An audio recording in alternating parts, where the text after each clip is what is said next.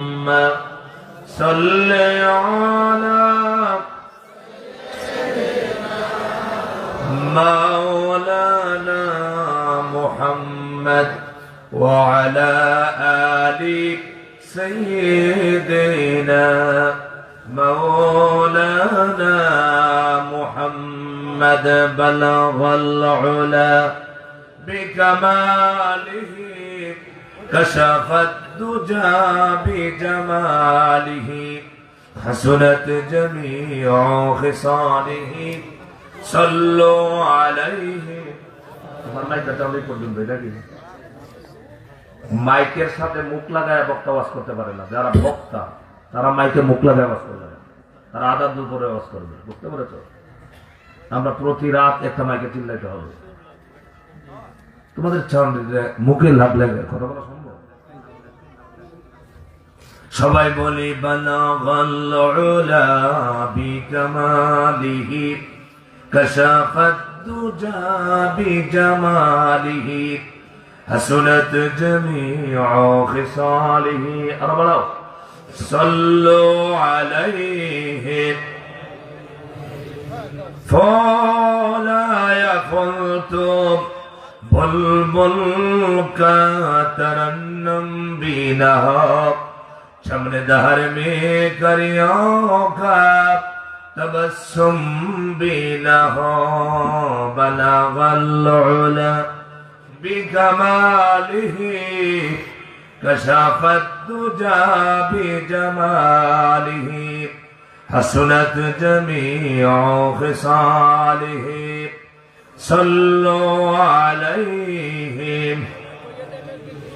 আরবের বুকে মক্কার পড়ে আমিনার যেথায় ঘর খোদার করুণা কৌসার হয়ে ঝরছে বারংবার বালাগাল উলা বিকামালিহি كشفت الدجى بجماله حسنت جميع خصاله صلوا عليه سبحان ربك رب العزة عما يصفون وسلام على المرسلين والحمد لله رب العالمين। পূর্ব শ্রীকুল পূর্বপাড়া হাফিজিয়া মাদ্রাসা ও মসজিদ প্রাঙ্গণ শ্রীপুর।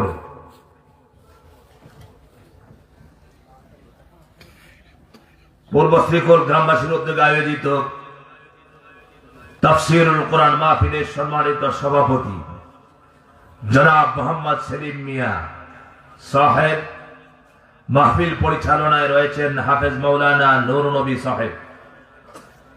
আজকে বিশেষ বক্তা যিনি আলোচনা করেছেন মুফতি আজিজুল ইসলাম সাহেব, লেকচারার, আল কোরআন ইসলামিক ইউনিভার্সিটি ঢাকা। উপস্থিত ওলামায়ে কেরাম, মুসল্লিয়ানে কেরাম, মুরব্বিয়ানে কেরাম, যুবক ভাইরা, পর্দার আড়াল থেকে শুনছেন আমার সম্মানিত মা এবং বোনেরা, সর্বপ্রথম আমরা সেই মালিক, সেই রবের দরবারে শুকর আদায় করছি, কৃতজ্ঞতা প্রকাশ করছি, যিনি আমাদেরকে আজকে এই তাফসীরুল কোরআন মাহফিলে আসার, বসার, কথা বলা এবং শোনা তৌফিক দান করলেন। তিনি কে? সবাই বলেন তিনি কে? তিনি কি শুধু আমাদের কিছু মানুষের না, সকলের রব। আমরা যারা তাকে রব হিসেবে মেনেছি, স্বীকার করি, আমরা সকলেই বলি তিনি কে? সেই আল্লাহর দরবারে আমরা সবাই খুশি মনে শুকর আদায় করছি, পড়ছি আলহামদুলিল্লাহ। আর জোরে বলি আলহামদুলিল্লাহ। সমস্ত প্রশংসা কার? আরো চিল্লিয়ে বলতে হবে সমস্ত প্রশংসা আল্লাহ ছাড়া। সমস্ত প্রশংসার মালিক কেউ হতে পারে না। একমাত্র যার প্রশংসা আমরা নামাজের ভিতরেও করি। কি বলেন আপনারা? নামাজে দাঁড়ায়া যদি কোনো নেতার প্রশংসা করা হয় তাহলে নামাজ হবে? কথা বলেন হবে? আর আল্লাহর প্রশংসা না করলে কথা বলে না। আল্লাহর প্রশংসা না করলে নামাজ হয় না। সুবহানাল্লাহ বলবেন না? আমরা এখানে যারা এসেছি আমরা কোনো দলের পরিচয় নিয়ে আসিনি। আমরা এসেছি একটি দলের পরিচয়, সেইটি হলো আল্লাহ দল। চিল্লা বলেন ঠিক না? আমরা কি সবাই আল্লাহ দলের হতে চাই? আল্লাহ দলের হতে চাই। একটা হলো আল্লাহ দল আর একটা হলো শয়তানের দল। আল্লাহ দল ছাড়া এই পৃথিবীতে আল্লাহর দিন চায়, আল্লাহর আইন চায়। কথা বলো না? আল্লাহর আইনের কথা বললে কিছু মানুষের মাথা গরম হয়, বলে এই যে হুজুর মাত্র রাজনীতি শুরু করছে। কথা বলো না কেন? কোরআনের কথা, আল্লাহর কথা বললেই চোখ বড় বড় থাকায় হুজুর রাজনীতি করতেছে। তার মানে এই দেশে রিক্সাওয়ালা, ভ্যান চালক, ঠেলাগাড়িওয়ালা সবাই রাজনীতি করতে পারবে, হুজুর পারবে না। কথা বলে না? আমাদের যুগ যুগ ধরে এই শিক্ষায় আমরা পেয়েছি, গ্রহণ করছি। সম্মানিত ভাইরা, এই জমিনটার মালিক কে? সবাই বলতে হবে এই জমিনটার মালিক কে? আমরা একদিন পৃথিবীতে ছিলাম না, পাঠিয়েছেন কে? আবার আমাদেরকে কার কাছে ফিরে যেতে হবে? চিল্লা বল, কার কাছে ফিরে যেতে হবে? সেই রবের দরবারে যেতে হলে নিয়ে যেতে হবে যে জিনিস, সেটির নাম কি? ঈমান, আমল। ঠিক কি না? ঈমান ছাড়া গেলে যত বড় নেতা হও, যত বড় খেতা হও, কোনো লাভ আছে? কথা বড় লাভ আছে? কি নিয়ে যেতে হবে? আরো জোরে বলেন, কি নিয়ে যেতে হবে? ঈমান কি কোরআন বাদ দিয়ে ঈমান সব পরিপূর্ণ হবে? চিল্লা বলেন হবে? এই কিতাবকে কত ভাগ বিশ্বাস করলে মানুষ ঈমানদার হয় বলেন তো? শতভাগ। সুবহানাল্লাহ। আমরা সবাই কি কোরআনকে 100 ভাগ বিশ্বাস করি? আমরা কি বিশ্বাস করি? শুধু বিশ্বাস করলে হবে না, কোরআনকে মানতে হবে, কোরআনকে জানতে হবে, কোরআনকে মানতে হবে। কোরআন অনুযায়ী পারিবারিক জীবন, সামাজিক জীবন, রাষ্ট্রীয় জীবন চালাতে হবে। ঠিক না? আমরা চাই কোরআন দিয়ে পারিবারিক জীবনটা চালাবো। তার মানে নামাজে কোরআন শরীফ পড়বো, রোজা কোরআন শরীফ দিয়ে পড়বো, আর রমজানুল মুবারকে আমরা কোরআনুল কারীমের খতম দিব। ঠিক না? কিন্তু কোরআন শুধু নামাজ রোজার জন্য আসে নাই।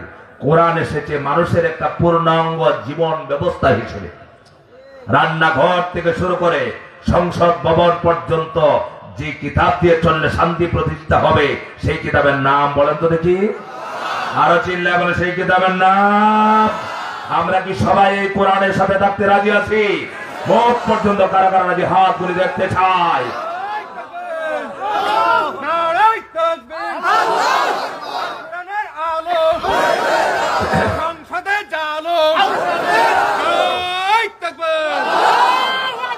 আমার ভাইরা, এই কোরআন শরীফে যা কথা আছে সবগুলো কার? আরো চিল্লায় বলেন কার? এটা কোন নেতার নয়, রাসূলুল্লাহর নয়, কোন মাওলানা সাহেবের নয়, আল্লাহর কথা। আর আল্লাহ পাক সেই কিতাব দিয়ে বলেছেন, যালিকাল কিতাব লা রাইবা ফি। আমার এই কিতাবের মধ্যে কোনো সন্দেহ, আর চিল্লায় বলেন সন্দেহ নাই। কিন্তু বহুত মানুষ আছে কোরআন শরীফে সন্দেহ করে। সন্দেহ করে না? সন্দেহ করে না। যারা স্বৈরাচার তারা কোরআনকে মানে না। কথা বলে ঠিক কিনা? যারা জালেম, যারা মানুষের লক্ষ লক্ষ টাকা, কোটি কোটি টাকা লুণ্ঠন করেছে, এই দেশের অসংখ্য মানুষকে হত্যা করেছে, তারা কোরআনে বিশ্বাসী নয়।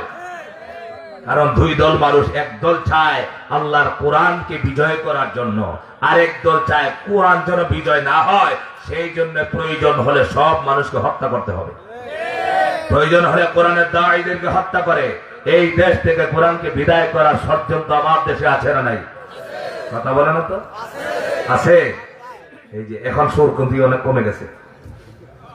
সম্মানিত ভাইরা, মনে রাখবেন, কোরআন শরীফকে বিশ্বাস না করলে কিছু রাজনৈতিক পাঁচাটা স্বৈরাচারের গোলাম আছে, ওরা কোরআন শরীফের হক কথাগুলো বললে ওরা বরদাস্ত হয় না। আমাকে বলতে হবে, আমি আওয়ামী লীগ করি, বিএনপি করি, জামাত করি, জাতীয় পার্টি করি, এই কিতাব কোন দলের নয়, এই কিতাব ডাইরেক্ট আল্লাহর। আমি যদি মুসলমান পরিচয় দেই, আমাকে অবশ্যই 100 ভাগ কোরআনকে মানতে হবে, মুখ পর্যন্ত মানতে হবে। এটা আমার জীবন চলে গেলেও কোরআন বাদ দিতে পারি না, সব পাপ দল আমি বাদ দিতে পারি। ঠিক কিরকম? কিন্তু বাদ দে কোরআন, দলকে ধরে রাখে। আমার সম্মানিত ভারত, আল্লাহ পাক 1000 বছর আগে এই কোরআনুল কারীমকে নাযিল করেছেন মানুষকে পথ দেখানোর জন্য, পথের দিশা দেওয়ার জন্য।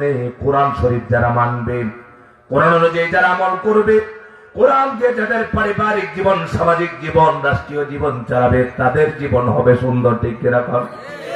আমার ভাইরা, আল্লাহর হাবিব সাল্লাল্লাহু আলাইহি ওয়াসাল্লাম কি আল্লাহ পাক এই কোরআনুল কারীম দিয়ে আল্লাহ পাক রাসূলুল্লাহকে বলছেন, ইয়া আইয়ুহার রাসূল বাল্লিগ মা উনজিলা ইলাইকা মির রাব্বিকা ওয়া ইল্লাম তাফআল ফামা বাল্লাগতা রিসালাতা ওয়াল্লাহু ইয়াসিমুকা মিনান নাস।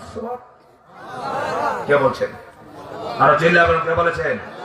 আল্লাহ পাক নবীজিকে বলছেন, ইয়া আইয়ুহার রাসূল, হে আমার নবী, হে আমার রাসূল, আপনার উপরে মা উনজিলা ইলাইকা মির রাব্বিকা, আপনার রবের পক্ষ থেকে যে কিতাব নাযিল করা হয়েছে, সেই কিতাবকে আপনি বাল্লিগ মা উনজিলা ইলাইকা মির রাব্বিকা, আপনি মানুষের কাছে তাবলীগ করে দেন, পৌঁছিয়ে দেন, দাওয়াত দিয়ে দেন, দাওয়াতের কাজ করেন। আপনাকে আমি আল্লাহ পাক যা নাযিল করেছি আপনার উপরে, হে নবী, আপনি কোরআনুল কারীম আপনার উপরে নাযিল করা হয়েছে, আপনি সব কিছু যা নাযিল করা হয়েছে পৌঁছাইয়া দেন। আপনি যদি কোরআনুল কারীমের কোন অংশ কি আপনি ভাব দেন, মানুষের কাছে পৌঁছান না, আল্লাহ পাক বলেন, নবী আপনি যেন রিসালাতের দায়িত্ব পূর্ণভাবে পালন করলেন না। এরপরে আল্লাহ পাক বলছেন, নবী আপনি যখন কোরআনের দাওয়াত দিবেন, হক কথাগুলো বলবেন, তখন আপনাকে কাফেররা সোজা ছেড়ে দেবে না, কষ্ট দিবে, মারবে, হত্যা করার জন্য ষড়যন্ত্র করবে। আল্লাহ পাক রাসূলুল্লাহকে বললেন, নবী আপনি চিন্তা করবেন না, ভয় পাবেন না, টেনশন করবেন না, আপনাকে মানুষের হাত থেকে আমি রব্বুল আলামিন হেফাজত করব। নবী আপনি দাওয়াতের কাজ করেন, দাওয়াতের অর্ডার কার? আরো চিল্লায় বলেন, দাওয়াতের অর্ডার কার? হে নবী আপনি দাওয়াতের কাজ করুন। দাওয়াত দিতে গিয়ে আপনি বিপদে পড়বেন, মুসিবতে পড়তে পারেন, সেই জন্য চিন্তা করবেন না। এই জন্য আমার ভাইরা, আল্লাহ পাক মানুষকে অর্ডার দিয়েছেন, তোমাদের ভিতরে একটা দল থাকা উচিত, যে দলটা দাওয়াতের কাজ করবে, মানুষকে কল্যাণের দিকে ডাকবে।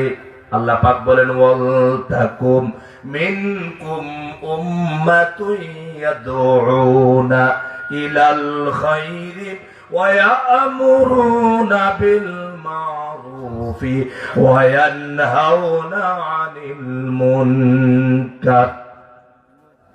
আমার ভাই, আল্লাহ পাক বলছেন, তোমাদের মধ্যে এমন একটি দল থাকা উচিত, এমন একটি দল থাকতে হবে, যে দলটা মানুষদেরকে কল্যাণের দিকে আহ্বান করবে।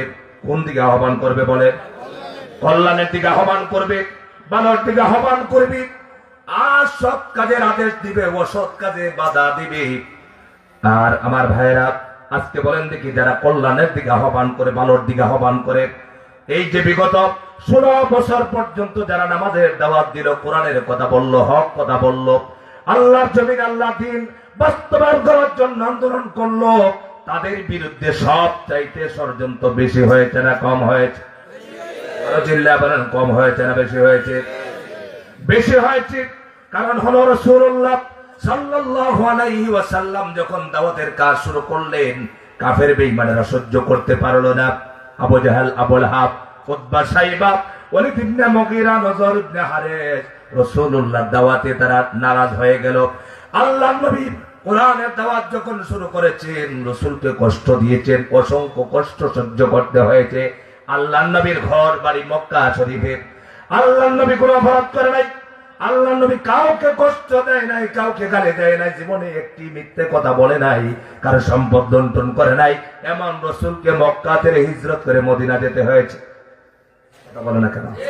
আমরা সবাই রাসূলের উম্মত দাবি করে, সব রাসূলের উম্মত, কিন্তু আমার নবী মক্কা শরীফ থেকে মদিনায় গেলেন কেন? এটা আজ পর্যন্ত মুসলমানরা চিন্তা করেছে? কথা বলে না কেন? রাসূল কি মক্কায় কারো জায়গা দখল করেছিলেন? কারো সম্পদ লুণ্ঠন করেছিলেন? কাউকে মেরেছিলেন? কাউকে আঘাত করে নাই, কিন্তু রাসূল মক্কায় থাকতে পারলেন না। আহারে আফসোস লাগে, মক্কা শরীফে রাসূলুল্লাহর বাড়ির পাশে আবু জাহেলের বাড়ি। আবু জাহেলের বাড়ির পাশেই হলো কানায়ে কাবা, বেশি দূর নয়। নবীজির বাড়ির পাশেই হলো আবু জাহেলের বাড়ি, খুব দূর না, দেখা যায়। রাসূলুল্লাহর বাড়ি থেকে আবু জাহেলের বাড়ি একবারে কাছে। এরপরে আবু জাহেল সহ্য করতে পারলো না, রাসূলুল্লাহ কোরআনের দাওয়াত দেওয়ার কারণে তো বরদাস্ত করতে পারলো না। তাদের একটি জায়গা ছিল মিটিং ঘর, যেখানে মিটিং করা হতো, যেখান থেকে ইসলামের বিরুদ্ধে কথা বলা হতো। সেই বাড়িটার নাম হলো দারুন নদওয়া। সেই জায়গার নাম কি বলে? সবাই বলতে হবে জায়গার নাম। আর এই পবিত্র কোরআনুল কারীম আজকে ছাত্রদের মাথায় পাগড়ি বাঁধা হলো, কোরআন মুখস্থ করেছে। এই কোরআনুল কারীম যেখানে সাহাবায়ে কেরাম পড়তেন, তেলাওয়াত করতেন, সেই বাড়ির নাম হলো হযরতে আরকাম রাদিয়াল্লাহু তাআলা আনহুর বাড়ি। এই জন্য সর্বপ্রথম রাসূলুল্লাহর মাদ্রাসার নাম হলো দারুল আরকাম। সুবহানাল্লাহ। আমার ভাইরা, আমাদের দেশে 32 নম্বর বাড়িকে গতকালকে পোড়ানো হয়েছে। কথা বলে না তো দেখি, দুঃখ পাইছেন, মনে খুব কষ্ট হয়েছে না? কষ্ট হয়েছে, অনেকে কান্না করেছে। যারা আওয়ামী লীগ করেছেন আপনাদেরকে বিনয়ের সাথে বলছি, আপনারা কান্না করতে পারেন, কষ্ট পেতে পারেন, আমার ফেসবুক থেকে নেন। এই দেশের মানুষকে হত্যা করে লাশ সুটকির মতো জ্বালিয়েছে আপনার দলের মানুষেরা। কথা বলে ঠিক কিনা? এই পর্যন্ত পৃথিবীর ইতিহাসে যত স্বৈরাচার গেছে, স্বৈরাচারা মানুষ হত্যা করেছে, কিন্তু মানুষের লাশ চালায় নাই। 14 বছর যে স্বৈরাচার ছিল, সেই স্বৈরাচার মানুষকে হত্যা করেছে। আমাদের কোটি কোটি মুসলমানের হৃদয় স্পন্দন কোরআনের পাখিটাকে হত্যা করেছে। ঠিক কিনা বলে?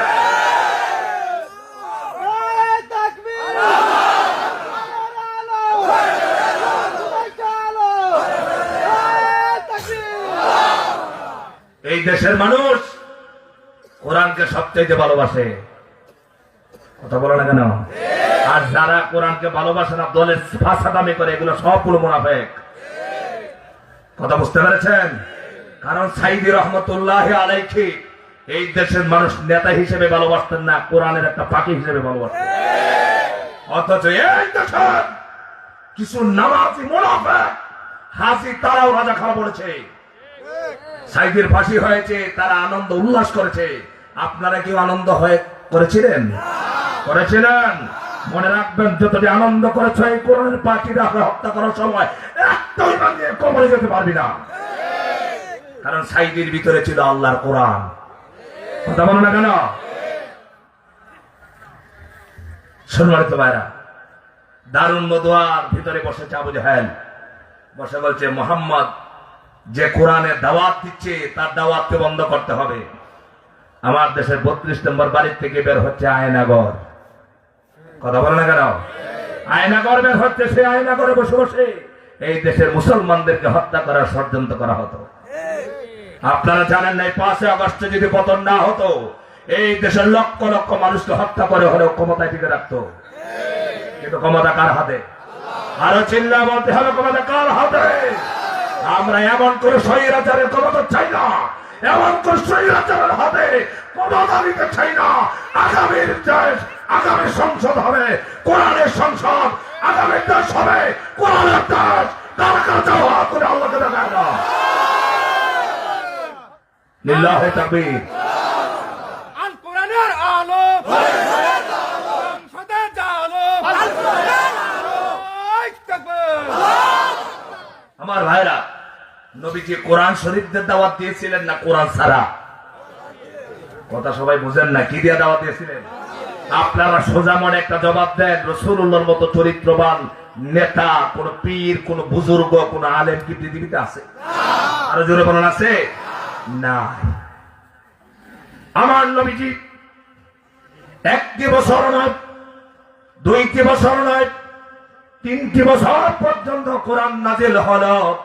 নবীজি প্রকাশ্যে দাওয়াত দিতে পারলেন না কাফেরদের অত্যাচারে। কোরআনুল কারীম যখন 3 বছর পরে রাসূলুল্লাহ প্রকাশ্য দাওয়াত দিতে লাগলেন, আল্লাহ পাক রাসূলুল্লাহকে বললেন, ওয়া আনযির আশিরাতাকাল আকরাবিন।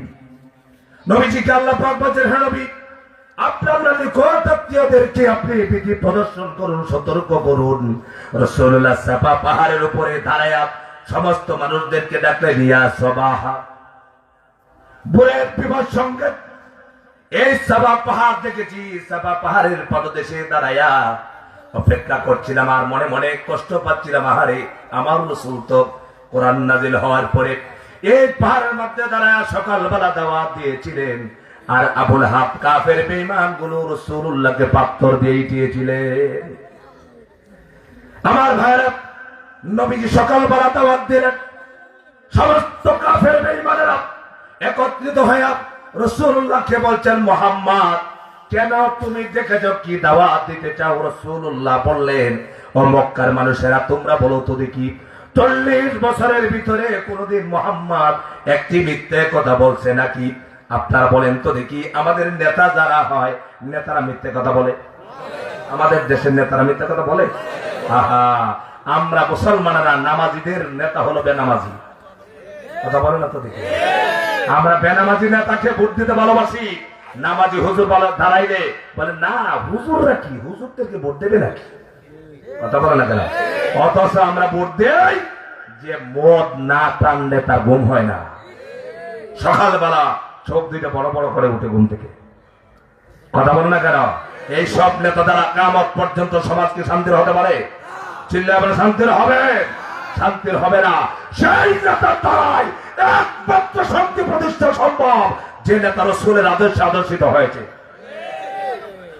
মুসলমান স্লোগান দেয় 95% মুসলমান, 95% মুসলমান, একটা সহজ স্লোগান। 95% মুসলমানের দেশে আজ পর্যন্ত প্রশ্ন করতে চাই, অনেক দল ক্ষমতায় গেল, সংসদে গেল, আল্লাহর কোরআন কেন গেল না? প্রশ্নের জবাব আছে? জবাব আছে না? নামাজ পড়ে ঠিক, ভোট দিবে নাস্তিকদের দলে। আমার কথা আপনারা ইউটিউবে দেখছেন, আমি কি বলি দেখে আসছেন, কষ্ট নিয়েন না, মনে কষ্ট নেন নাকি? কারণ আমি মিথ্যা ওয়াজ করি না, আমি আপনাদের এলাকার ভাষায় কি বলে, আমি চুকা ওয়াজ করি। আমার সম্মানিত ভাইরা, নবীজি পাহাড়ের উপরে দাঁড়াইয়া সমস্ত মক্কাবাসীদেরকে লক্ষ্য করে বলছেন, ও মক্কাবাসীরা বলুন তো দেখি, জীবনে কোনো মিথ্যাটির কথা বলছি নাকি? কাউকে গালি দিয়েছি নাকি? কাউকে কষ্ট দিয়েছি নাকি? সব কথাটা বললাম, মুহাম্মদ তোমার জীবনে একটি মিথ্যা কথা আমরা শুনি নাই। কেমন নেতা! আল্লাহর হাবিব সমস্ত মানুষদের সামনে কোরআনের দাওয়াত দেওয়ার জন্য বললেন, মক্কার মানুষেরা তোমরা কি আমি যা বলি তা বিশ্বাস করবে নাকি? সবাই বললেন নাম, বিশ্বাস। মুহাম্মদ সাল্লাল্লাহু আলাইহি ওয়াসাল্লাম বললেন, তোমরা পড়ো কালেমা লা ইলাহা ইল্লাল্লাহু মুহাম্মাদুর রাসূলুল্লাহ সাল্লাল্লাহু আলাইহি ওয়াসাল্লাম, পরকাল বিশ্বাস করো, জাহান্নাম আছে, ঈমান ছাড়া যদি তোমরা যাও এই পৃথিবী থেকে যাওয়ার পরে জাহান্নামের অধিবাসী হওয়া লাগবে, জাহান্নামকে ভয় করো, পরকালকে বিশ্বাস করো, ভয় করো। সঙ্গে সঙ্গে চাচা আবু লাহাব রাসূলুল্লাহকে পাথর দিয়ে টানো শুরু করে দিয়েছে। এইটাইছে কথা বলে না কেন? কথা কি আপনারা বুঝেন নাই? আজও দেখবেন একটা ছেলে, এলাকার ছেলে, খুব ভালো মানুষ, যদি বলে না যে ইসলামী আন্দোলন করে, গিয়ে দাওয়াত দেয় মানুষকে, ভাই ইসলামী আন্দোলনের দরকার, কোরআনের সমাজের দরকার, বলে এই যে রাজাকারের দলে ঢুকছে মাত্র। কথা বলে না কেন? এই দেশে রাজাকার শব্দটাকে পরিচিত করেছিল একমাত্র যারা দাঈন আল্লাহর কাজ করে, আল্লাহর জমিন, আল্লাহ দ্বীন কায়েমের আন্দোলন করে, তাদেরকে অপবাদ দিয়ে তারা একটা শব্দ ব্যবহার করেছিল, কথায় কথায় আলেমদেরকে রাজাকার বলেছিল। ঠিক না বলেন? আল্লাহ পাক বলেন, ওই রাজাকার শব্দ দিয়াই তোকে আমি স্বৈরাচারের পতন ঘটায় দিল্লি বানায় দেব। কথা বলে না কেন? আমার আঞ্চলিক ভাষায় বলে, যে কথাকে আপনি বেশি বলবেন, যে কথা দিয়ে মানুষকে অপমান করবেন, সেই কথা আপনার উপর আসবে। কথা বলে না কেন? আমার ভারত নবীজি দাওয়াত দিয়েছেন, কাফেররা সহ্য করতে পারল না, রাসূলুল্লাহ কোরআন শরীফকে দাওয়াত দিচ্ছেন। আবু লাহাব রাসূলুল্লাহকে অভিশাপ দিল। আল্লাহ নবী ঠিক বলেন, মুহাম্মদ তুমি ধ্বংস হয়ে যাও। আল্লাহ পাক রাসূলুল্লাহর মন খারাপ হলো, নবীজি কষ্ট পেলেন, কিন্তু রাসূলুল্লাহ জবাব দিলেন না।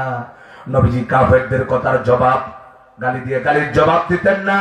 আল্লাহ পাক সঙ্গে সঙ্গে সূরা লাহাব নাজিল করে বললেন, তাব্বাত ইয়াদা আবি লাহাবি ওয়া তাব। সুবহানাল্লাহ। কাফেররা বলছে রাসূলকে ধ্বংস হওয়ার জন্য আল্লাহ পাক কথার জবাব দিয়ে দিলেন।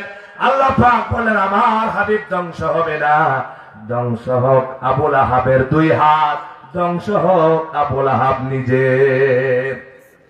আমার ভাইরা, পৃথিবীর সমস্ত বেঈমানেরা, যারা শয়তানের দলের, যারা মুমিন বান্দা, যারা ইসলাম কোরআনকে বিজয় করতে চায়, তাদেরকে তাদের ধ্বংস কামনা করে। আমার ভাইরা, আল্লাহ পাক কোরআনুল কারীম কিয়ামত পর্যন্ত জমিনে জারি রাখবেন। কাফেরেরা আল্লাহর কোরআনের আলোতে কি ফুক দিয়ে নিভাই দিতে চায়, কাফেররা চেষ্টা করেছিল। আল্লাহ পাক বলছেন ইউরিদুনা লিইউতফিউ নূরাল্লাহি বিআফওয়াহিহিম ওয়াল্লাহু মুতিম্মু নূরিহি ওয়ালাউ কারিহাল কাফিরুন। কাফেরেরা আল্লাহ পাকের এই কোরআনের আলোকে ফুক দিয়ে নিভাই দিতে চেয়েছিল। আল্লাহ পাক বলেন আমি চাইলাম আমার কোরআনের আলোটাকে জ্বালিয়ে রাখবো। কাফেরদের যতই কষ্ট হোক না কেন, কিয়ামত পর্যন্ত কোরআনের আলো থাকবে। আপনারা বলেন তো দেখি, এই পৃথিবীর যত জালেমেরা চেষ্টা করুক না কেন, দুনিয়ার সমস্ত মানুষদেরকেও যদি হত্যা করার চেষ্টা করে, কিন্তু কোরআনকে কি কেউ বিদায় করতে পারবে নাকি?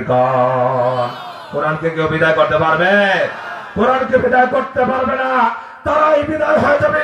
কারণ হলো কি, আল্লাহ পাক বলেন ইন্না নাহনু নাযালনা যিকরা ওয়া ইন্না লাহু লাহাফিজুন। আল্লাহ পাক বলেন এই কোরআন রচয়িতা, কোরআন নাজিলের মালিক কেউ নয়, নিশ্চয়ই আমি আল্লাহ পাক এই কোরআন নাজিল করেছি, আর হেফাজতের দায়িত্ব আমি আল্লাহ। হেফাজতের দায়িত্ব কার? আর চিল্লাবেন, হেফাজতের দায়িত্ব কার?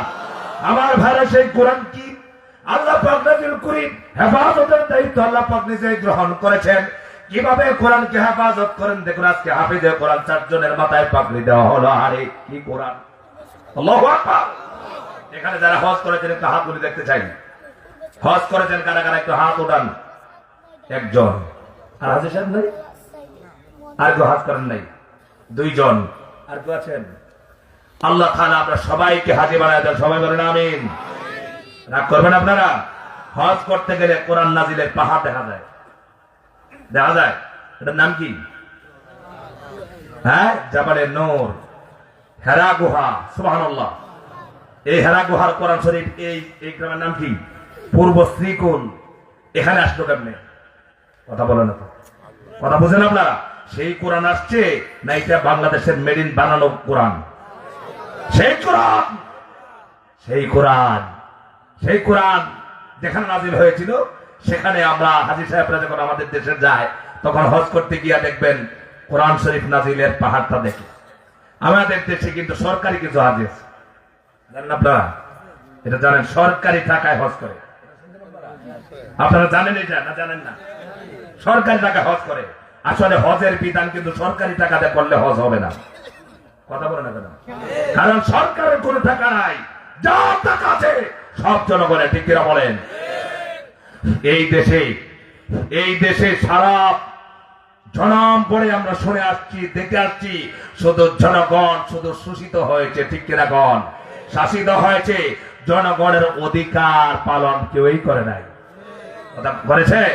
সরকারি টাকায় হজ করতে গেছে হাজী সাহেব, টাকা হলো সরকারের, সরকারি হজ করতে গিয়ে চিন্তা করলো অন্তত পক্ষে কোরআন নাজিলের কথা শুনি। একটা পাহাড় আছে, এইটা আরাফার ময়দান থেকে যাওয়ার সময় ওই পাহাড়টা দেখা যায়। বলবেন না? এই পাহাড় এখনো আছে না নাই? আমার পর্যন্ত কোরআন নাজিলের সাক্ষী সেই পাহাড় বহন করবে। সেই পাহাড়ের পাদদেশে গিয়ে হাজী সাহেবরা তাকাইয়া বলে আল্লাহু আকবার, এই পাহাড়ের মধ্যে কোরআন নাজিল হয়েছে। আমার ভাইরা, কোরআন নাজিল হলো, পাহাড় দেখলো, আফসোস করলো, হারাম শরীফে গেল, তাওয়াফ করলো। এবার হাজী সাহেবের মাথায় এত চিন্তা করলো, হারে কোরআন শরীফ নাজিল হলো মক্কা শরীফে। কোরআনুল কারীমের ভিতরে 114টি সূরা আছে। এই সূরাগুলোর ভিতরে কিছু সূরা আছে মাক্কি সূরা, আর কিছু সূরা আছে মাদানী সূরা, তার মানে হলো মক্কা শরীফে রাসূলুল্লাহর উপরে মক্কায় থাকতে যত আয়াতে কারিমা নাযিল হয়েছিল, সূরা নাযিল হয়েছিল, সেই সূরাগুলোর নাম হলো মাক্কি সূরা। আর যেগুলো মদিনা শরীফে নাযিল হয়েছে সেগুলো হলো মাদানী সূরা। মাদানী সূরা দেখলো, মাক্কি সূরা দেখলো, মদিনায় চলে গেল। যে রাসূলুল্লাহর উপরে কোরআন নাযিল হলো, হাজী সাহেব মনে বাসনা রাসূলুল্লাহকে একটু দেখে যায়, নবীজির রওজার পাশে গিয়ে সালাম দিল।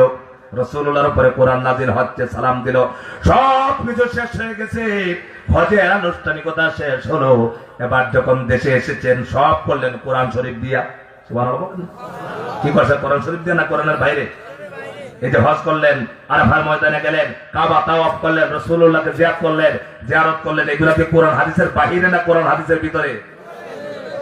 আপনারা বুঝেন নাই, কোরআন হাদিসের বাইরে না ভিতরে? ভিতরে। এবার আসছেন এখন বাংলাদেশের জিয়া আন্তর্জাতিক বিমানবন্দরে, জিয়া না কি বলে, শাহজালাল জিয়া এসে পরে, কারণ সারা জীবন জিয়া বলছিল, কথা বলে না কেন? মানুষ কতটুকু হিংসা হলে পড়ে একজন মানুষের নামকে বদলায় দেয়। আমার ভাইরা, বঙ্গবন্ধুর নামে অনেক কিছু ছিল, কোন মানুষ আপত্তি করে নাই বঙ্গবন্ধুর নামে এগুলো কেন।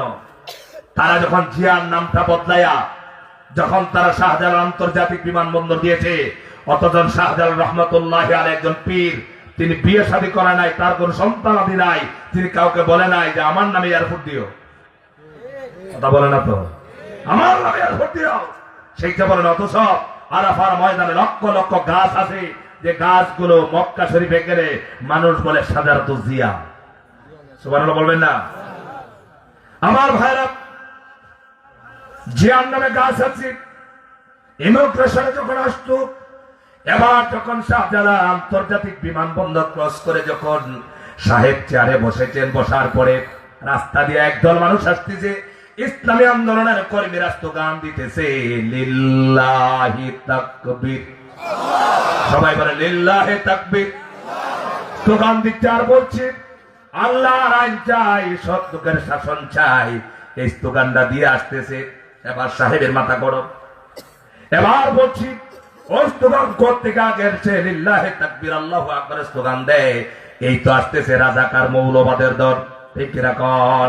সারা হাত সম্পাদন করলো কোরআন দিয়া, কিন্তু বাংলাদেশে আসার পরে এই চার দখলের জন্য কোরআনের বিরোধিতা করে এমন আছে না নাই? এমন আছে না নাই? আমার ভারত আকার কখনো মনে হতে পারে না।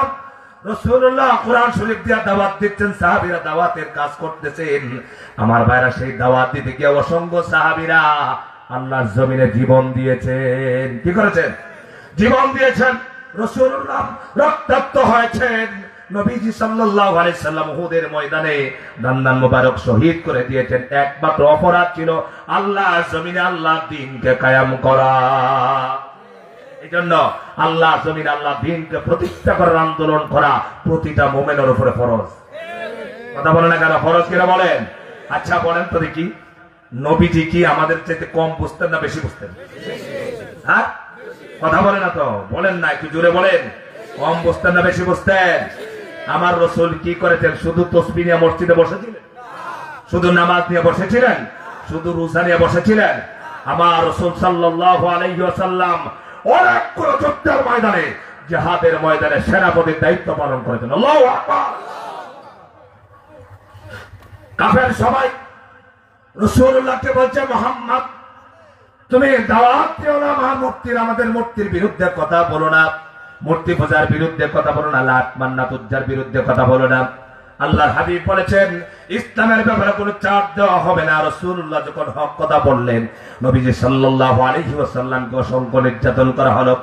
আল্লাহর নবীজি 3 বছর পর্যন্ত জেলখানায় ঢুকা দেওয়া হলো। রাসূলুল্লাহ 3 বছর পর্যন্ত জেলখানায় ছিলেন। রাসূলুল্লাহ দুনিয়ার জমিনে কোনো অপরাধ করে নাই, একটাই অপরাধ ছিল, আল্লাহর জমিনে আল্লাহর দ্বীন চেয়েছেন। ঠিক কিরকম? একবার শেষ পর্যায়ে আল্লাহর হাবিব অধিষ্ঠ হয়ে গেছেন। আল্লাহ নবী সাল্লাল্লাহু আলাইহি ওয়াসাল্লাম যখন কঠিন হয়ে গেল, আল্লাহ পাক রাসূলুল্লাহকে হিজরতের নির্দেশ দিলেন। হারাম শরীফের ওই পাশে হযরত আবু বকর সিদ্দিকের বাড়ি। রাতের অন্ধকারে হযরত আবু বকরের বাড়িতে আল্লাহ নবী গিয়েছেন। রাসূলুল্লাহ সাল্লাল্লাহু আলাইহি ওয়াসাল্লামকে হত্যা করার ষড়যন্ত্র করলো। কাফেররা সবাই দারুণ নদুয়ার ভিতরে মিটিং করেছে। সবাই সিদ্ধান্ত নিল মুহাম্মদকে আজকে শেষ করে দিতে হবে, দুনিয়ার থেকে উঠায় দিতে হবে। সবাই দারুণ নদুয়া থেকে মিটিং করেছে, মুহাম্মদ সাল্লাল্লাহু আলাইহি ওয়াসাল্লামকে উঠানো হবে, শেষ করে দেওয়া হবে, হত্যা করা হবে। রাতের অন্ধকারে আল্লাহর হাবিবকে আল্লাহ পাক অর্ডার দিলেন।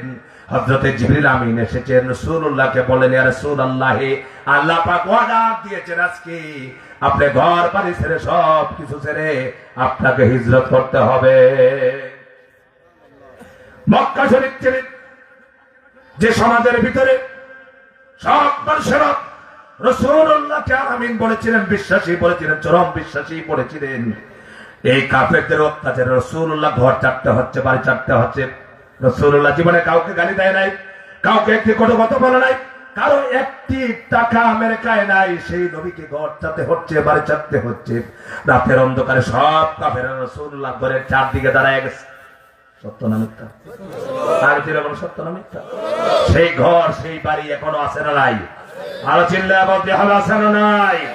আছে। রাসূলুল্লাহকে জিবরিল আমিন বলেন, ইয়া রাসূলুল্লাহ, আপনার ঘরে চতুর্দিকে শত্রুরা দাঁড়ায় আছে, হেফাজতের মালিক আর চিল্লায় বলতে হবে, হেফাজতের মালিক। এই জন্য মুমিন যারা, ইমানদার যারা, তারা আল্লাহ ছাড়া পৃথিবীর কোন কাপুরুষকে ভয় পায় না, কোন লাল চক্ষুকে ভয় পায় না, কোন অস্ত্রকে ভয় পায় না। যারা আল্লাহর কোরআনে বিশ্বাসী, যারা আল্লাহর কোরআনে আন্দোলন করে, আল্লাহ দিনকে বিজয় করতে চায়, তারা শেষে ফাঁসির মঞ্চে যেতে চায়, এরপরে বাতিলের সামনে মাথা নত করে না। আমরা কারা কারা আছি মত পর্যন্ত কোরআনের সাথে থাকবো, বাতিলের সামনে মাথা নত করবো না, ইনশাআল্লাহ কোরআনের বিজয় চাই।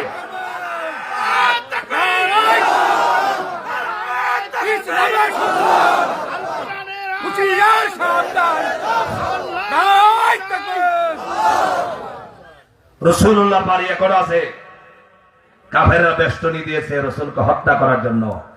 আপনারা বলেন রাসূলুল্লাহ কোনো অপরাধ করেছেন? সবাই বলে না তো। আমি যদি অপরাধ না করি, আমার বাড়ি কেন হত্যা করার জন্য আমার বাড়ি বেষ্টনী দেওয়া হবে? হত্যা অপরাধ ছিল একটাই, আল্লাহর জমিন আল্লাহর দ্বীনের দাওয়াত দেন। কথা বলে না কেন? দাওয়াতের কাজ করতে চায় না, বড় বড় হাজী সাহেব বসে আছে। আর আমার রাসূল দাওয়াতের কাজ করতে গিয়ে হত্যার সম্মুখীন হয়েছেন। আল্লাহ পাক বলেন, রাসূল আপনি দাওয়াত দেন, আমি হেফাজত করব। রাতের অন্ধকারে কাফেরেরা রাসূলুল্লাহর ঘরের চারদিকে দাঁড়ায় গেছে, হেফাজত করবেন আল্লাহ পাক। হযরতে জিবরিল আমিনকে বলছেন, জিবরাইল আমার হাবিবকে বলো আর যেন ঘরে থাকে না। রাতে হযরতে আলীকে ডেকেছে, হযরতে আলীকে ডেকে বলছে, আলী আমার বিছানায় শুয়ে পড়ো, আমার বিছানায় তুমি শুয়ে পড়ো। রাসূলুল্লাহর কাছে মক্কার কাফেররা আমানত রাখতেন, টাকা পয়সা গুলো, সোনা দানা গুলো রাসূলুল্লাহর কাছে আমানত রাখতেন। নবীজি হযরতে আলীর কাছে সমস্ত টাকা গুলো দিলেন, নাম বলে দিলেন, অমুকের এত টাকা, অমুকের এতটুকু সোনা। সকালবেলা যখন কাফের বেঈমানেরা আমাকে খুঁজে পাবে না, সবাই তাদের হাতে, হযরত আলীকে বললেন, সকলের হাতে তোমরা এই সামানটা, তুমি মালটা দিয়ে দিবা। আমার ভাইয়ের, আজকে আমার দেশের মানুষেরা কি দেখতে পেলাম? একমাত্র কোরআনের সমাজ না থাকার কারণে এই দেশের কোটি কোটি টাকা লুণ্ঠন করে আমেরিকায় বাড়ি বানাইছে। কথা বলো না কেন? আমার দেশের মানুষ খাইতে পারে না, অথচ আমার দেশের শেখ হাসিনা নিজে বলেছে তার পিয়ন 400 কোটি টাকার মালিক, তার বাবার টাকা। কথা বলো না কেন? তার বাবার টাকা। আজকে বলা যায় যারা কোরআনের সমাজ চায়, কোরআনের রাজ চায়, তারা আন্দোলন করেছেন। আমি একটি দলের নেতাদের বাড়িতে আমি গিয়েছি, তাদের সম্পর্কে জানি। তারা দলের মন্ত্রী হয়েছিলেন, কিন্তু তাদের বাড়ির রাস্তাটা পর্যন্ত পাকা করতে পারে নাই। তাদেরকে দুদক, তারা দল দিয়ে, লাইট দিয়ে খুঁজেও তাদের বিরুদ্ধে একটি টাকা আত্মসাৎ করার প্রমাণ মেলাতে পারে নাই। একমাত্র কোরআনের দায়ী যারা, দায়ী আল্লাহর কাজ করে, তারা যদি এই দেশে যদি ক্ষমতা পায়, তাহলে আপনারা বিশ্বাস করেন এই দেশের একটি টাকাকে কেউ তসরুপ করতে পারবে না। আপনাদের বিশ্বাস হয়? রাসূলুল্লাহ সাল্লাল্লাহু আলাইহি ওয়াসাল্লাম, রাসূলুল্লাহর আদর্শে আদর্শিত নবীজি সোনা দানা টাকা পয়সা সব কাফেরদের না মুসলমানদের? কাফেরদের। আমাদের দেশের নেতারা হইলে বলতো এটা বিএনপি টাকা না, সবটি কাটতে দিল। কথা বলো না কেন? শেখ হাসিনা নিজে বলেছে বিএনপি যা আছে সব ঘরে ঘরে খুঁজে খুঁজে ধরে নিয়ে আয়। কথা বলে না কেন? নিয়ে আসে নাই? বড় বড় নেতাদেরকে হত্যা করেছে। আজ এই খেলাটা যদি শিখায় না দিত, আজকে 32 নম্বরের বাড়ি, এই নেতাদের বাড়িতে আগুন দেওয়া হতো না। আমরা এটা কামনা করি না কোন মানুষের বাড়িতে আগুন দেওয়া হোক, কারো বাড়ি ছাড়াক। একমাত্র মানুষের যন্ত্রণা, তাদেরকে নির্যাতনের এই যন্ত্রণার সহ্য না করতে গিয়া এখন মানুষ সহ্য করতে না পেরে এই দশা ঘটাইছে। সম্মানিত ভাইরা, রাসূলুল্লাহ সাল্লাল্লাহু আলাইহি ওয়াসাল্লাম মক্কা শরীফ থেকে তিনি হিজরত করবেন, রাসূলের সবগুলো মাল মানুষের কাছে দিয়ে দিলেন। এই জন্য আমার ভাইরা, নবীজি ছিলেন আমানতদার। আল্লাহর হাবিব কি আল্লাহ পাকের পক্ষ থেকে অর্ডার এসেছে, হাবিব আপনি আর থাকবেন না, শত্রুরা চতুর্দিকে ঘিরে গেছে, আপনি বের হয়ে যান। আল্লাহর হাবিবকে অর্ডার করা হলো, নবীজি আপনি এক মুষ্টি বালি হাতে নেন আর পুরুষাতিল বুজু ওমা রামাইতা ইয রামাইতা ওয়ালাকিন্নাল্লাহ রামা। হে নবী, আপনি আয়াতে কারিমা পড়ুন আর ফুক দিয়ে আপনি বালিগুলো একদিকে নিক্ষেপ করুন। নবীজি বালিগুলো একদিকে নিক্ষেপ করলেন, আল্লাহ পাক কুদরত দিয়া সমস্ত ঘরের চতুর্দিকে পৌঁছে দিলেন। সমস্ত বালিগুলি কাফেরদের চোখের মধ্যে পড়ে গেল। আল্লাহর হাবিব অনায়াসে চলে গেলেন, ঘর থেকে বের হলেন, ডাইরেক্ট চলে গেলেন আবু বকরের বাড়িতে। আবু বকরকে দরজার মধ্যে নক করলেন। আহারে, আবু বকর সিদ্দিক রাদিয়াল্লাহু তাআলা আনহুর বাড়িটা এখনো আছে, বিশাল বিল্ডিং করে নাই, চতুর্দিকে বিশাল বিল্ডিং। হযরত আবু বকরের বাড়িতে নেশা এখনো আছে। আল্লাহর নবী রাতের অন্ধকারে ঘর চললেন, ছাড়লেন, আত্মীয় স্বজন সবাইকে ছেড়ে দিলেন। রাসূলুল্লাহ আবু বকর সিদ্দিকের বাড়িতে হাজির হয়ে গেলেন। আবু বকরকে দরজায় যখন নক করা হলো, হযরত আবু বকরকে যখন ডাক দিলেন, সঙ্গে সঙ্গে হযরত আবু বকর বললেন লাব্বাইক ইয়া রাসূলুল্লাহ। হযরত আবু বকর দরজা খুলেছেন। নবী আবু বকরকে জিজ্ঞাসা করলেন, আবু বকর তুমি কি ঘুমাও নাই? রাসূলুল্লাহ সাল্লাল্লাহু আলাইহি ওয়াসাল্লামের খেদমতে আরজ করলেন, ইয়া রাসূলুল্লাহ, যেদিন থেকে আপনি বলেছেন আবু বকর আমার মনে হয় একদিন মক্কা শরীফে থাকতে পারবো না, মক্কা ছেড়ে আমার হিজরত করতে হবে, সেদিন মদিনায় যেতে হবে, তুমি আবু বকর আমার সাথী হবে। সাহাবী কাকে বলে? রাসূলুল্লাহর ভালোবাসা কারা দেখিয়েছে? আমরা মুখে বলি, অথচ কোরআনের বিরুদ্ধে কথা বলে, রাসূলের বিরুদ্ধে কথা বলে বাংলাদেশে বসবাস করে এমন মানুষ আছে না? নাই? 95 ভাগ মুসলমানের দেশে। আচ্ছা বলেন তো দেখি, আমরা দল মত নির্বিশেষে আমরা কোন দলের মানুষ বেশি, মুসলমান না হিন্দু? কথা বলেন তো দেখি, কথা বলেন না কেন? মুসলমান না হিন্দু? মুসলমান যদি হয় তাহলে রাসূলুল্লাহকে গালি দিয়ে আবার তার বোরে ঘুমায় কেমনে? একটা কথা মনে রাখবেন, হিন্দুদের ভিতরে মুনাফেক নাই। বলেন তো কি নাই? ও আজকে বুঝতেছেন আপনারা? কোরআন শরীফ তো নেই। হিন্দু কাফেরদের ভিতরে কি নাই? মুনাফেক যা আছে সবগুলো মুসলমানের ভিতরে। জানেন এটা? মুনাফেকরা নামাজ পড়ে, মুনাফেকরা রোজা রাখে, মুনাফেকরা সব ইবাদত করে। আল্লাহ পাক বলেন, ইন্নাল মুনাফিকিনা ফিত তারকিল আসফালি মিনান নার। আল্লাহ পাক বলেন নিশ্চয়ই মুনাফিকদেরকে আল্লাহ পাক জাহান্নামের নিম্ন স্তরে জায়গা দিবেন। আমার ভাইরা, রাসূলুল্লাহ সাল্লাল্লাহু আলাইহি ওয়াসাল্লাম ঘর ছাড়লেন, রাতের অন্ধকারে হযরত আবু বকরকে দেখেছেন। আবু বকর হাজির হলেন রাসূলুল্লাহ সাল্লাল্লাহু আলাইহি ওয়াসাল্লামকে নিয়ে। আবু বকর সিদ্দিক রওনা হলেন হিজরতে। আপনারা বলেন তো দেখি, রাসূলুল্লাহর এখানে কোনো দোষ আছে নাকি? যে কাফেরের অত্যাচারে রাসূলুল্লাহ হিজরত করে মদিনায় চলে যাচ্ছেন, গুহার মধ্যে লুকালেন। কাফের সৈন্যরা যখন এসেছে, যখন গুহার পাশাপাশি এসেছে, হযরত আবু বকর ভয় পাচ্ছেন। আবু বকর ভয় পাচ্ছেন, রাসূলুল্লাহকে বলছেন, ইয়া রাসূলুল্লাহ, আমরা মনে হয় ধরা পড়ে গেলাম। এই মুহূর্তে তো কাফেররা আমাদের পেছনে এসে গেছে, কাছাকাছি এসে গেছে, তাদের পায়ের আওয়াজ শোনা যাচ্ছে।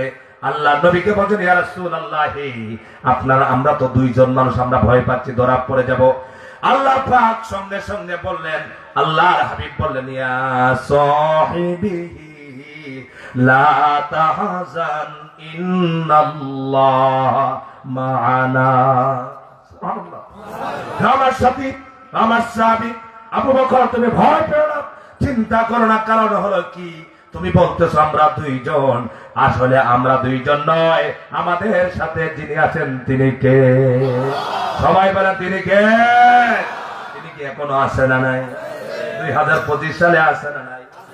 তিনি কিয়ামত পর্যন্ত আছে না নাই? কিয়ামতের পরে আছে না নাই? আল্লাহ পাক বলেন কুল্লু মান আলাইহা ফান ওয়া ইয়াবকা ওয়াজহু রাব্বিকা দুল জালালি ওয়াল ইকরাম। আল্লাহ পাক বলেন এই আসমান জমিন লৌহ কলম সব কিছু একদিন ধ্বংস হয়ে যাবে, সব কিছুই ধ্বংস হবে, একমাত্র যিনি থাকবেন তিনি কে? আল্লাহ পাক থাকবেন। আমার ভাইরা, আল্লাহ পাক সব সময় ছিলেন, সব সময় আছেন, সব সময় থাকবেন। আল্লাহ তাআলার কোনো বিরক্তি নাই, আল্লাহর কোনোদিন ক্ষমতা চায় না, চায় নাকি কোন? আল্লাহ পাক বলেন আল্লাহু লা ইলাহা ইল্লা হুয়াল হাইয়ুল কাইয়্যুম। আল্লাহ ছাড়া কোনো ইলাহ আছে? আল্লাহ সব সময় আছেন, সব সময়। আমার ভাইরা, নবীজি হিজরত করে মদিনায় চলে গেলেন, এদিকে সাহাবীরা সবাই চলে গেলেন। রাসূলুল্লাহ সাল্লাল্লাহু আলাইহি ওয়াসাল্লাম হিজরত করে চলে গেলেন। মক্কার কাফেররা নবীজিকে থাকতে দিল না। আরে কি কেন? আল্লাহ পাক বলেন এই কাফের বেঈমানেরা রাসূলুল্লাহকে আল্লাহ পাক বলছেন নবী আপনি কষ্ট পাবেন না, আপনাকে আবার আমি মক্কার বিজয় একদিন দান করব। বলেন সুবহানাল্লাহ। বর্তমানে এই হারাম শরীফের চত্বরে যদি আপনি যান, একটা কাফেরের বাচ্চাও দেখতে পারবেন না। ঠিক রাখান। রাসূলুল্লাহ মদিনায় চলে গেলেন, হিজরত করলেন, মদিনার মানুষেরা তাকে স্বাগতম জানালো। মদিনার মানুষেরা সবচাইতে ভালো উত্তম আচরণ রাসূলুল্লাহর সাথে করলেন। সবাই ওয়েলকাম, স্বাগতম জানালেন, রাসূলুল্লাহকে কত সুন্দর করে গ্রহণ করলেন। আল্লাহর নবী মদিনা শরীফে কোরআনের সমাজ কায়েম করলেন, কোরআনের রাষ্ট্র কায়েম করলেন, কোরআনের সমাজের ভিতরে সমস্ত মানুষের নিরাপত্তা দিয়ে দিলেন। বলেন সুবহানাল্লাহ। আজ আমাদের নিরাপত্তা নাই, আজ আমাদের হক পাই না। আজকে আমরা যেদিকেই যাই সেদিকেই মার খাই। একমাত্র কারণ হলো কোরআন পৃথিবীতে আছে, কিন্তু কোরআন অনুযায়ী রাষ্ট্র চলে না। কথা বলে না কেন? রাষ্ট্র চলে ডক্টর কামালের মতো ব্যক্তির লেখা আইন বই দিয়া। আমার ভাইরা, আমাদের সবচেয়ে বড় পরিচয় হলো আমি একজন মুসলমান, মুসলমানের সন্তান। আমি যে কোনো দল করবো, আওয়ামী লীগ করবো, বিএনপি করবো, জামাত করবো, জাতীয় পার্টি করবো, কমিউনিস্ট করবো, কোনো সমস্যা নাই। কিন্তু কোরআনের রাজ, কোরআনের আইন প্রতিটা মুসলমানের চাওয়া ফরজ। এই যে কয়েকজন বলছে ঠিক, সবাই বলে, সবাই বলতে হবে। কারা কারা কোরআনের আইনে বিশ্বাসী নন হাত তোলেন। উল্টা বুঝে ফেলেছেন। সাইদি রহমতুল্লাহি আলাইহি বলেছিলেন উল্টা সমঝিলে রে রাম, উল্টা সমঝিলে। আসলে বুঝতে পারে না, ঠিক কিনা বলেন? কোরআনের আইনে কারা কারা বিশ্বাসী হাত তুলে আমি দেখতে চাই। নারায়ে তাকবীর, নারায়ে তাকবীর। কোরআনের আলম, কোরআন জালম। নারায়ে তাকবীর। আমার ভাইরা, কোরআন শরীফ আইন আছে, কথা বলেন না? কোরআন শরীফ আইন আছে। হুজুর এগুলো ওয়াজ করে নাকি? এমন মুসলমান আছে? মসজিদে মেম্বরে বসে ইমাম সাহেব ওয়াজ করে, প্রতি শুক্রবারে ওয়াজ করে, নামাজের ওয়াজ। মুসল্লিরা বেজায় খুশি, হুজুর এত সুন্দর ওয়াজ করে, নামাজের ওয়াজ। হাই বসে পড়ে চোখের পানি ফেলে, রোজার ওয়াজ করে, জান্নাত জাহান্নামের ওয়াজ করে, চোখের পানি ফেলে জিকির আজকারের ওয়াজ করে। একদিন হুজুর সিদ্ধান্ত নিলেন, সারা জীবন ওয়াজ করেছি, এবার ওয়াজ করব কোরআনের আইনের কথা। এবার সেনা করলে, বেবিচার করলে কোরআন শরীফ দিয়ে আইন করতে হবে, কোরআনের আইনে বিচার হবে। যখন হুজুর শুরু করছে ইন্নাল্লাহা ইয়া'মুরু বিল আদলি ওয়াল ইহসান ওয়া ইতাই যিল কুরবা ওয়া ইয়ানহা আনিল ফাহশাই ওয়াল মুনকারি ওয়াল বাগই ইয়াইযুকুম লাআল্লাকুম তাযাক্কারুন। এই আয়াত আমাদের দেশের মানুষের মুখস্থ আছে কিনা? সবার আছে না? সবার আছে না? কিন্তু প্রতিদিন প্রতি শুক্রবারে ইমাম সাহেব এই কথা না বলে মিম্বর থেকে নামে না। কি বলে? আল্লাহ বলেছেন ইন্নাল্লাহা ইয়া'মুরু বিল আদল, তোমরা আদল প্রতিষ্ঠা করো, ইনসাফ প্রতিষ্ঠা করো, ন্যায় বিচার প্রতিষ্ঠা করো। এই আদেশ কার? আর ছিল আবার কার? এখন হুজুর যখন আয়াত পড়ছে, শুরু করছে, হুজুর বলতেছে সম্মানিত মুসলিয়ানে কেরাম, সারা জীবন আমি ওয়াজ করেছি, আজ থেকে ওয়াজ করতে চাই কোরআনের সমাজের রাষ্ট্র কোরআনের হবে। আগের কাতারে মুসল্লির চোখের ফাঁক দিয়ে ইমাম সাহেবকে দেয় আছে না নাই? বলে কি রে ভাবটার ব্যাপার কি? বেটা হুজুর জমা পড়াবে 10,000 টাকা বেতন দিয়ে রাখছি, এখন থেকে রাজনীতির কথা কর মেসেজ করো। এই দেশে এই কথা বলার কারণে অসংখ্য ইমামের চাকরিচ্যুত হয়েছে, অথচ নামাজ পড়ে কোন কাতারে? আমার ভাইয়েরা, ইমাম সাহেব কি মন করা বলছিলেন না কোরআন শরীফের কথা বলছিলেন? কোরআন শরীফের কথা বলার পরে যদি কোন ইমামের বিরুদ্ধে কারো হুঙ্কার আসে কথা বলে, তার ভিতরে অবশ্যই ইমান থাকে না। কেন আল্লাহ পাক কোরআনুল কারীমে বলছেন আফাতু মিনুনা বিবাদিল কিতাবি ওয়া তাকফুরুনা বিবাদ। আল্লাহ পাক ১,৫০০ বছর আগে বলছেন তোমরা কি আমার কোরআনের কিছু আয়াতকে মানবে আর কিছু আয়াতকে করবে অস্বীকার। নামাজ মানলাম কোরআন দিয়া, রোজা মানলাম কোরআন দিয়া, হজ মানলাম কোরআন দিয়া, যাকাত মানলাম কোরআন দিয়া, কিন্তু কোরআনের রাজনীতি মানলাম না। কোরআন দিয়া যে রাষ্ট্র চালালে পরে শান্তি প্রতিষ্ঠা হবে, কোরআন দিয়া সমাজ চালালে পরে এই সমাজে হত্যা হবে না, দর্শন হবে না, ইয়াবা হবে না, বাবা হবে না, মদ হবে না, গাঞ্জা হবে না, সমস্ত অপকর্মগুলো বন্ধ হয়ে যাবে। যে কোরআনের শিক্ষা পেলে পরে সেই কোরআনের রাজনীতির কথা বললে, দাওয়াতের কথা বললে পরে যাদের গায়ে জ্বলে, যাদের মেজাজ গরম হয়, অবশ্যই তাদের ভিতরে আর ঈমান ঠিক থাকে না। ঠিক কিরকম?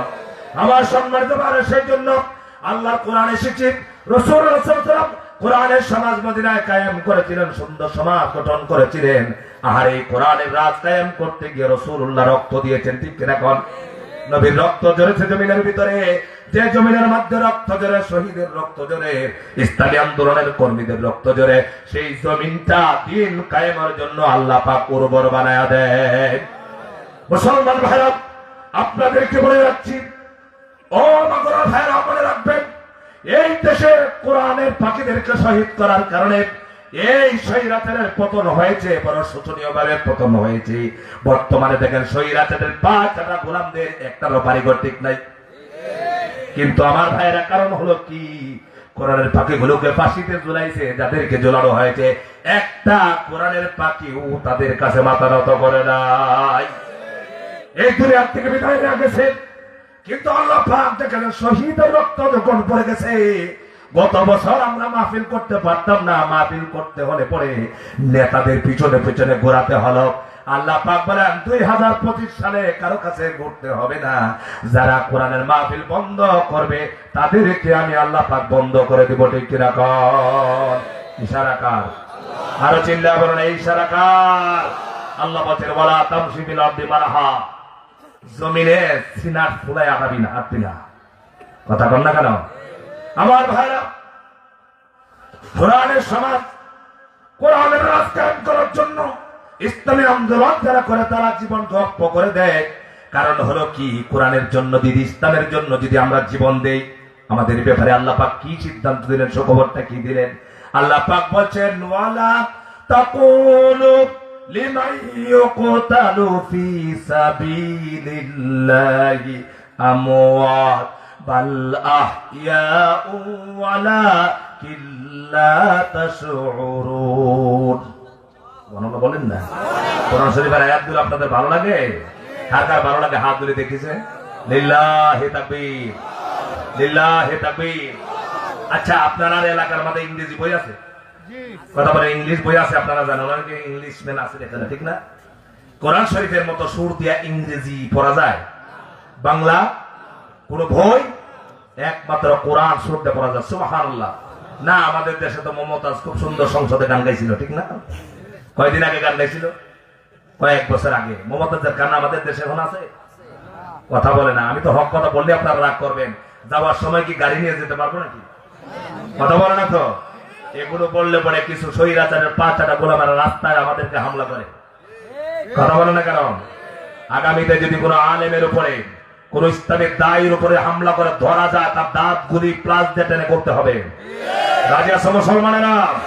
বীরের মতো বাঁচতে চাই, বাঘের মতো বাঁচতে চাই, আমরা বিড়ালের মতো বাঁচতে চাই না। আমাদের উত্তরসূরিরা বাঘের মতো হুঙ্কার দিয়েছেন, কোরআনের রাজ চেয়েছেন, তারা দেখতে পারে নাই আগামীর বাংলাদেশ কোরআনের বাংলাদেশ, আগামীর সংসদ কোরআনের সংসদ। যারা যারা চায় হাত করে আমার আল্লাহকে দেখায়। নারায়ে তাকবীর, নারায়ে তাকবীর। দিন ইসলাম, দিন ইসলাম, দিন ইসলাম, দিন ইসলাম। কোরআনের আলো, আল কোরআনের আলো, সংসদের আলো, নারায়ে তাকবীর। নারায়ে তাকবীর নেও বেজাল কথা বলেন না ভাইরা। আপনাদের চাইতে দেশের মানুষের সম্পর্কে অভিজ্ঞতা আমার কম না বেশি? ওয়াজে যাওয়ার পরে নেতা এসে বসে, হুজুর সব ওয়াজ করেন, তাকবীর দিবেন না। কথা বলে না কেন? কারণ কি তাকবীর দিলে বাতিল সহ্য করতে পারে না। এই জন্য মুসলমানদের সবচাইতে বড় হাতিয়ার হলো লিল্লাহি তাকবীর, আল্লাহু আকবার। ঠিক করে বলেন। আমরা মরতে পারি কিন্তু তাকবীর কি ছাড়তে পারি? কথা বলে, তাকবীর কি ছাড়তে পারি? দুনিয়াতে এসেছি তাকবীর শুনে, দুনিয়ার মুখ যখন দেখেছি আমার কানে আজানে খবর দেওয়া হয়েছে, তাকবীর দেওয়া হয়েছে। দুনিয়া আমি নামাজ পড়ছি তাকবীর দিয়া, জানাজা পড়ছি তাকবীর দিয়া। আমার শেষ বিদায় যখন হবে সেই দিনও মানুষ আমাকে তাকবীর শুনে বিদায় দিবে। ঠিক কিনা কন? তাহলে আমার ভাইরা, এই তাকবীরের সাথে আমরা আছি না নাই? আরো চিনলে বলতে হবে আছি না নাই?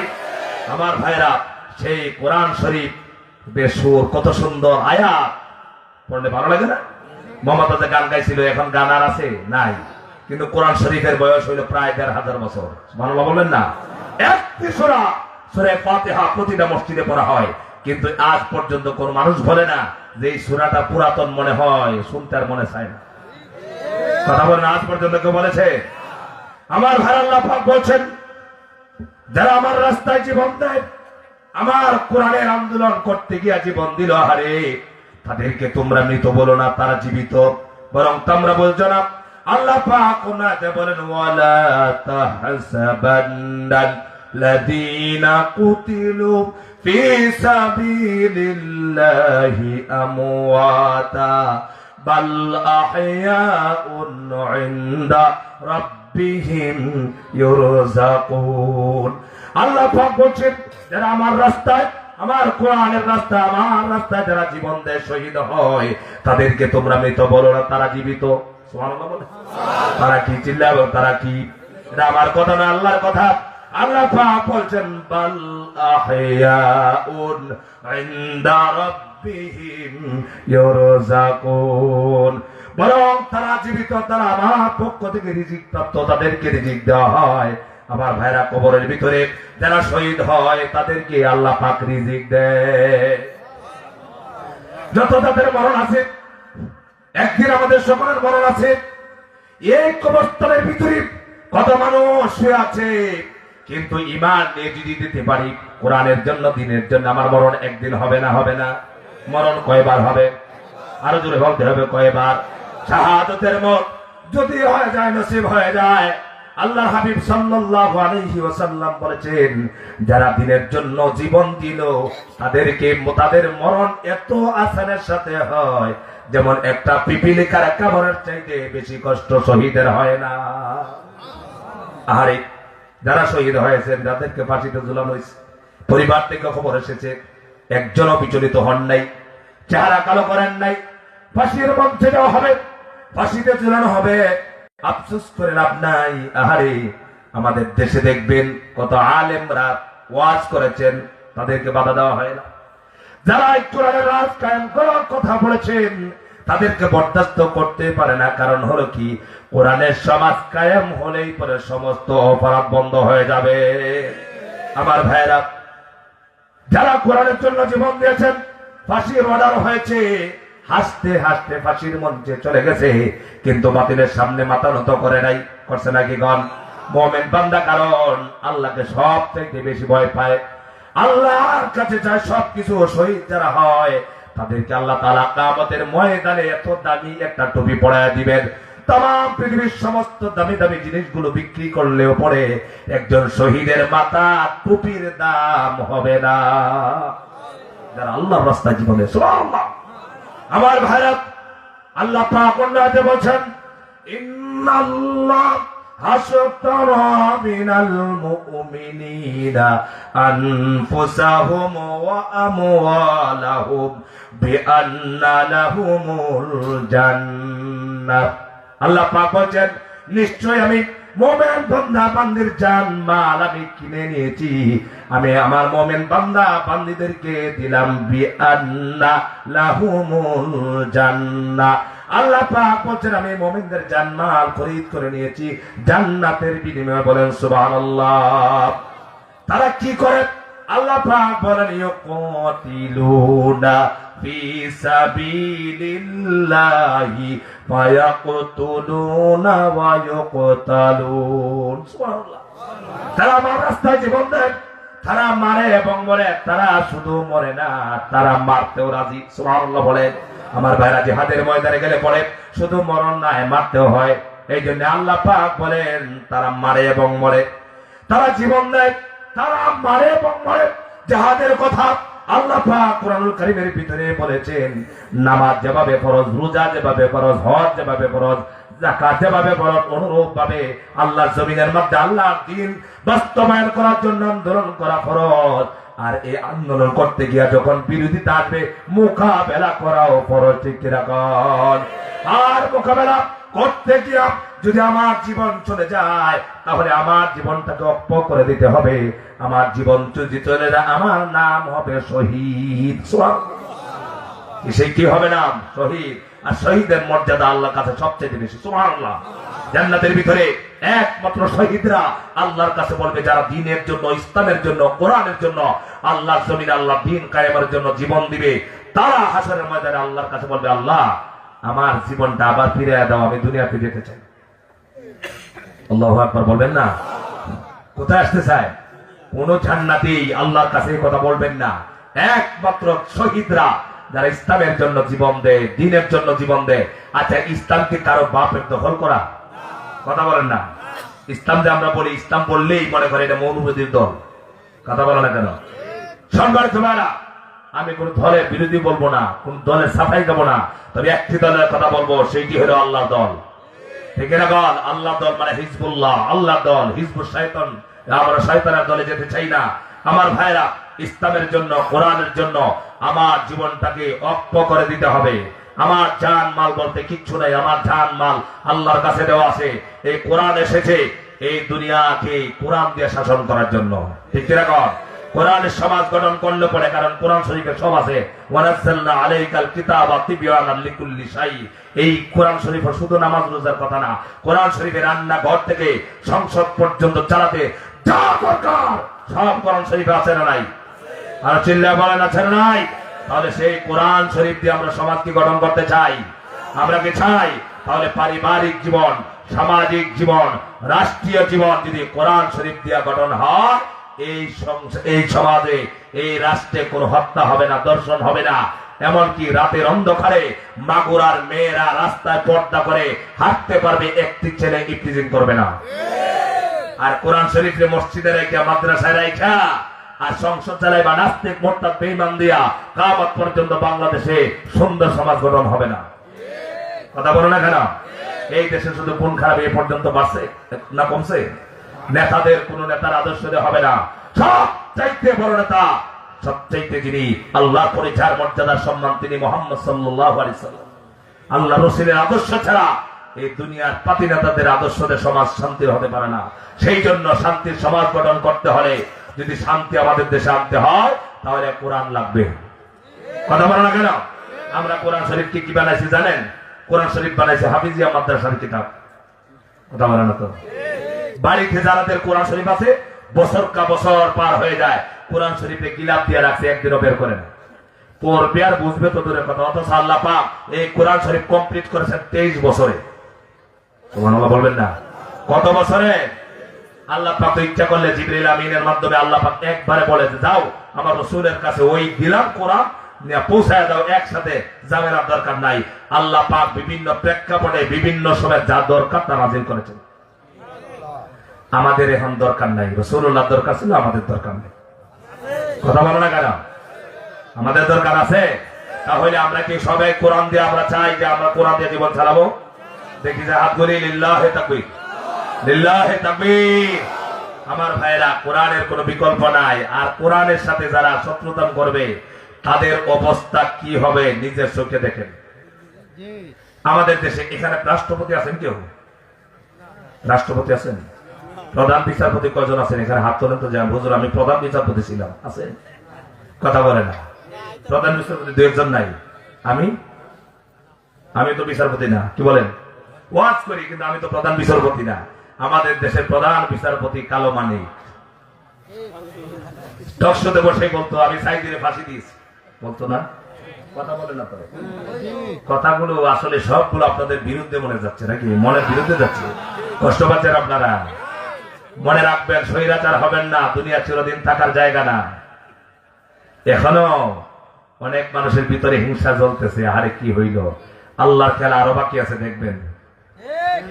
যে জমিনের মধ্যে জুলুম হয় সেই জমিন থেকে আল্লাহর রহমত উঠে যায়। আল্লাহকে বিশ্বাস করে না। আমার চাইতে বড় মালিক খেলা।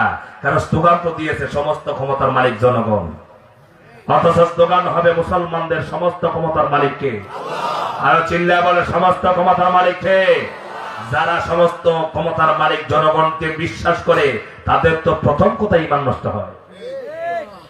আমার ভাইরা, প্রধান বিচারপতি মালিক সাইদি সাহেবকে ফাঁসির রায় দিয়া নিজেকে বড় বেটা মনে করছে। দর্শক সেই বলতো আমি সাইদের ফাঁসি আমি দিয়েছি। আল্লাহ বলে তাহলে কুকুরের বাচ্চার মতো আমি সিলেটের বর্ডারে সহায় দিব, কয়েকদিন ধৈর্য ধর।